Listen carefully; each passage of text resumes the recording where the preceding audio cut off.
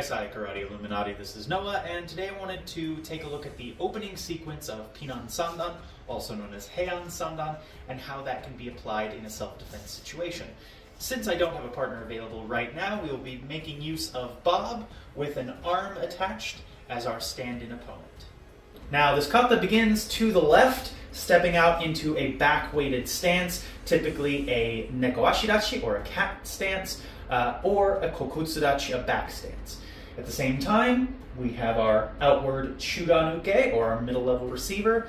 Then we step up, feet together, and stand as we perform two chugeuke, or middle and low receiver techniques. The kata moving to the side tells us how we are supposed to orient ourselves in relation to the opponent. Now there's two ways to look at that sideways movement. Either I can turn myself so that I am angled sideways in front of the opponent, or I can orient myself off to the side of the opponent.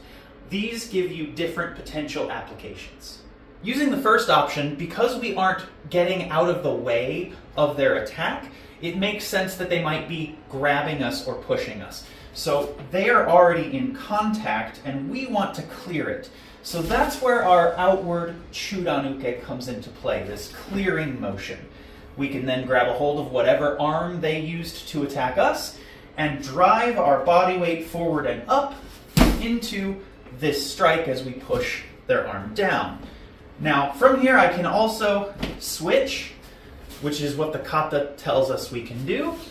I can either do that trapping the same hand and throwing a second punch, or more likely trapping their second hand that could be trying to attack us. So we've struck, then we press down on whatever comes next as we strike in with our other hand.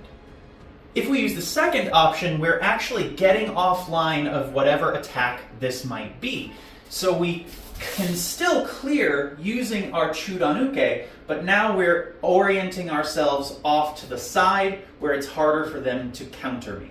Once I've done that, I can still use this grabbing and rising component, but instead of striking with it, I bring it up underneath the elbow and hyperextend the elbow with this motion.